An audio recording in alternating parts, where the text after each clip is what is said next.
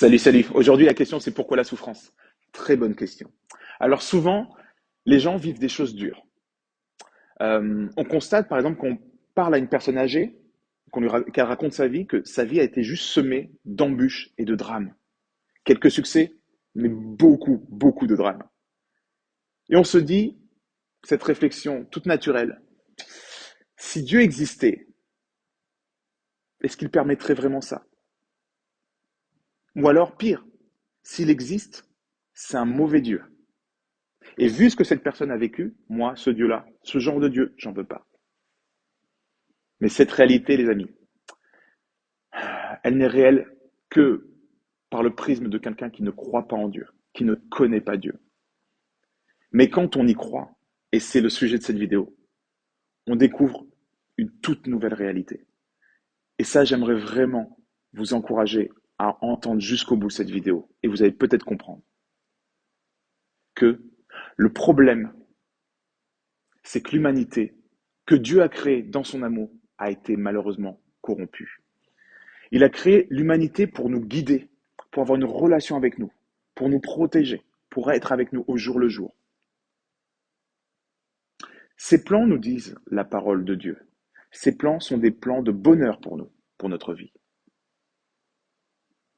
Mais ce n'est que quand on croit en Dieu qu'on peut comprendre le sens de la vie humaine, le vrai sens caché de la vie humaine, et qu'on peut expliquer tous ces drames.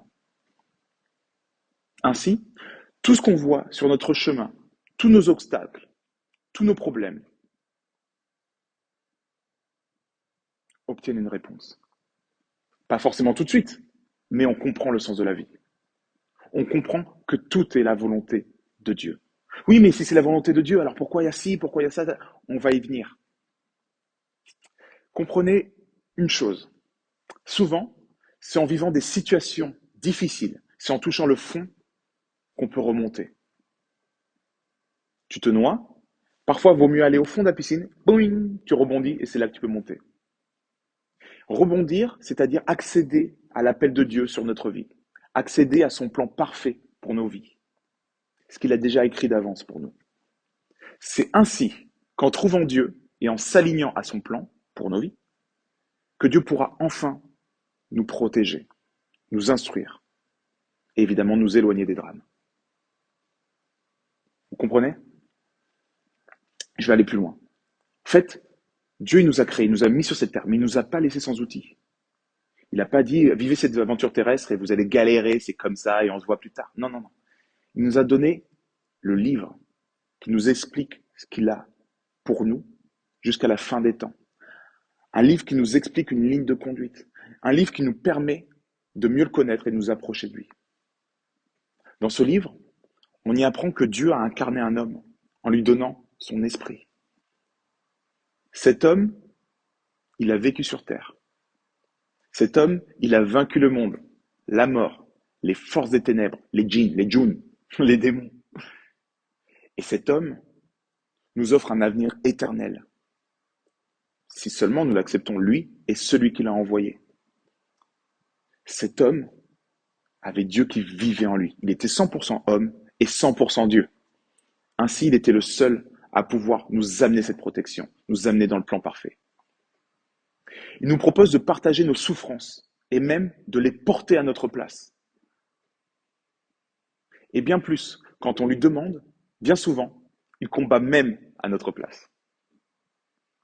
Vous l'avez deviné, c'est lui. C'est Jésus. C'est celui qui tient notre destin entre les mains. Si, et seulement si, nous lui confions notre destin. Notre vie est actuellement entourée de ténèbres. Mais si on lui dit, tiens, je veux te donner cette vie parce que moi, j'y arrive pas de mes propres forces, il va la transformer littéralement. Pourquoi la souffrance? Si aujourd'hui l'humanité ne vit pas la destinée que Dieu a prévue initialement pour nous, c'est parce que l'humanité a été détournée par Satan. On accuse souvent Dieu, mais généralement, on oublie juste Satan qui est à l'œuvre instantanément, tout le temps. Regardez, il suffit d'allumer Netflix. Il est à toutes les sauces, partout à la télé, au cinéma, à la radio. Les stars du showbiz en font constamment la promotion. Ne le voyez-vous pas? Il y a des signes partout, 666, croix à l'envers, triangle avec l'œil, etc. Parce que ce monde, depuis la chute d'Adam, est sous le joug de Satan. C'est juste pour ça que l'humanité souffre. Parce qu'en se laissant mettre sous le joug de Satan, l'humanité a juste tourné le dos à Dieu. Pourtant, Dieu tend la main, toujours. Mais Satan, c'est lui qui reprend l'horreur et qui répand l'horreur et l'abomination sur cette terre. Voilà le vrai responsable de la souffrance que vous voyez sur terre. Voilà le responsable de vos malheurs et de la plupart de vos incompréhensions. Oui, mais attends, il n'y a pas que Satan, hein, l'homme est méchant, l'homme est mauvais, etc. L'homme est influençable. L'homme est influencé par celui qu'il côtoie, que ce soit son groupe ou que ce soit le spirituel. Les humains, en fait, sont souvent remplis d'orgueil. Ils courent après la célébrité et la richesse. Les humains sont prêts à faire brûler la terre pour ça. Ce sont en réalité des manifestations de l'influence de Satan dans leur vie, l'influence de Satan sur notre humanité, dans la société, dans les médias. C'est une influence qu'on a depuis qu'on est baby. C'est pour ça que la planète et ses habitants traversent tant de souffrances. C'est l'influence de Satan qui nous amène à avoir un comportement, rentrer dans le grand capitalisme, faire comme à la télé, vous voyez. Mais pourquoi Dieu laisse faire? C'est pour que nous prenions pleinement conscience de comment Satan s'amuse à accabler l'humanité. Parfois, c'est parce que tu t'es brûlé que tu apprends qu'il ne faut pas toucher au feu. C'est la meilleure façon de nous faire haïr Satan et ses œuvres, en l'expérimentant concrètement, de près, en se brûlant. Dieu le sait. Il nous connaît, il connaît sa création, il connaît ses créatures, il connaît notre caractère. C'est la meilleure façon pour qu'on choisisse juste de se détourner définitivement de lui. Et évidemment, de choisir Dieu, notre sauveur, notre protecteur, notre bon papa, celui qui nous aime, notre créateur. C'est le meilleur moyen de se détourner des mauvaises volontés de notre chair, de nos vieilles habitudes destructrices, et de couvrir enfin vers le salut. Qu'est-ce que le salut? Le salut, c'est simple. C'est un mot qui veut dire qu'on passe du monde des ténèbres au royaume de Dieu. On est juste sauvé.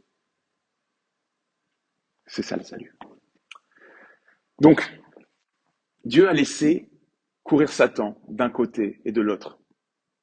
D'un côté, Satan essaie d'agir pour que nous puissions le suivre. Mais Dieu le laisse agir pour que nous puissions le fuir. De l'autre côté, Dieu a laissé sa parole, la Bible, pour que nous puissions y apprendre une nouvelle ligne de conduite, propre à la vie de son royaume.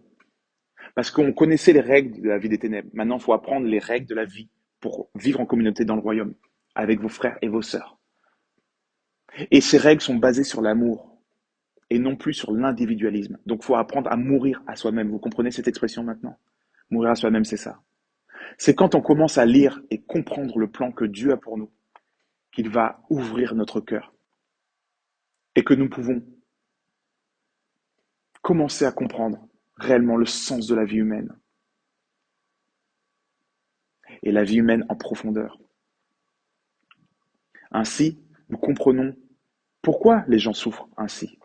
Quel est le fruit qu'ils portent? Et quand on commence à expérimenter la ligne de conduite du royaume, qu'est-ce qui se passe?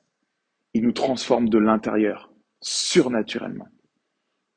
On commence à expérimenter sa protection, son amour, son salut, sa puissance. On commence à se détourner de nos addictions, se détourner de la dépression, se détourner des drames, des malheurs qui nous arrivaient sans cesse. Ça ne veut pas dire qu'il n'y a plus rien, mais plus de souffrance inutile.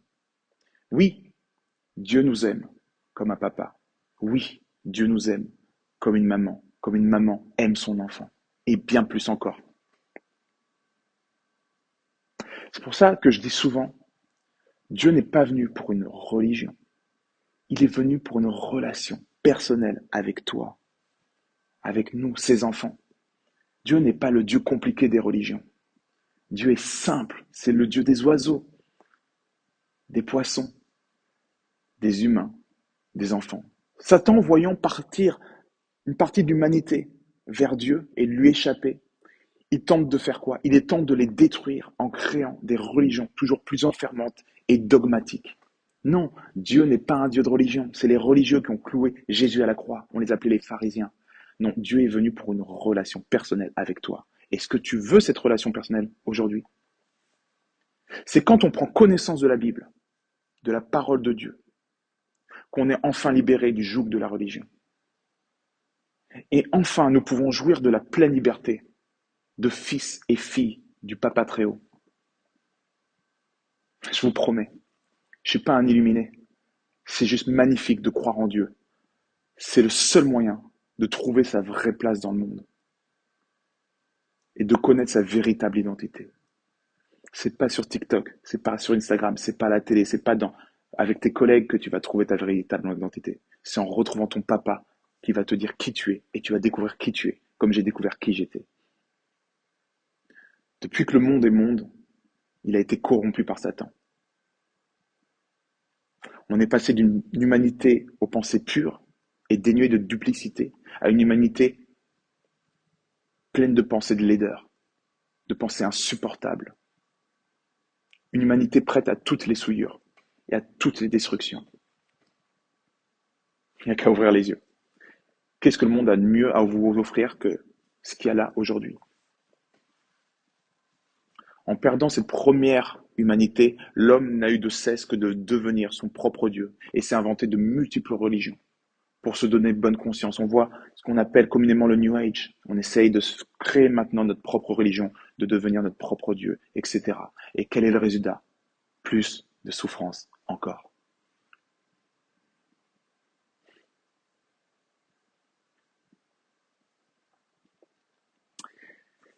Puis l'homme a fini par se dire, bon, Dieu, c'est has-been, franchement, Dieu, non, on va trouver, regarde, la science.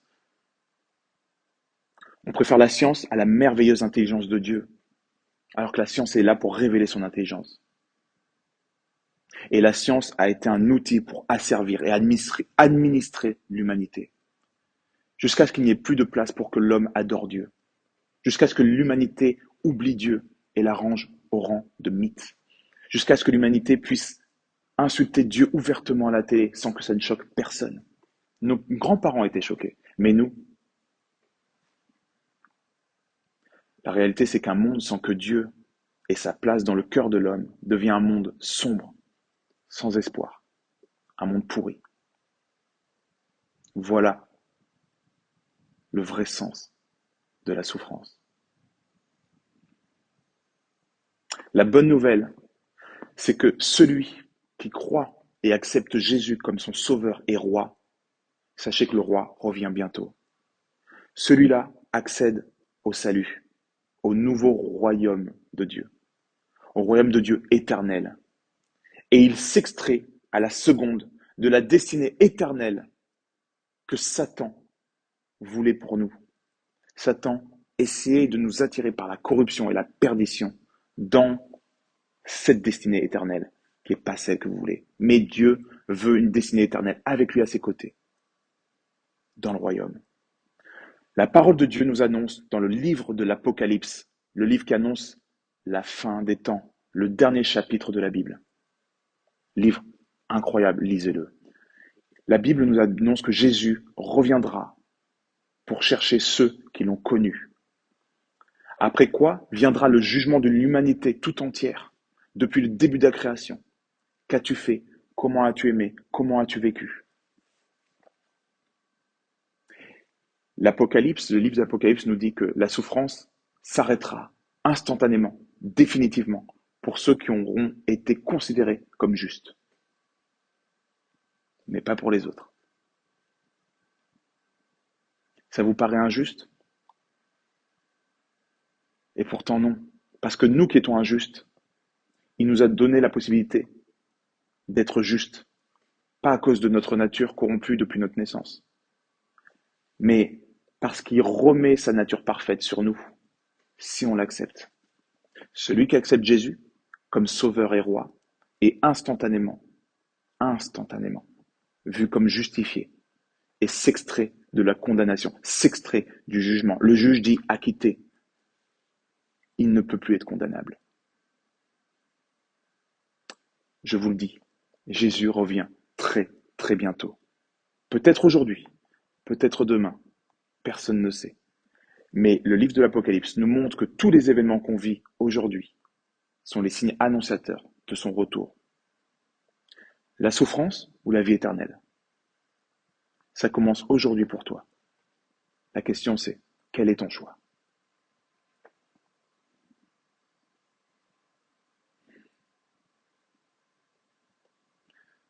Choisis bien, il a un destin pour toi.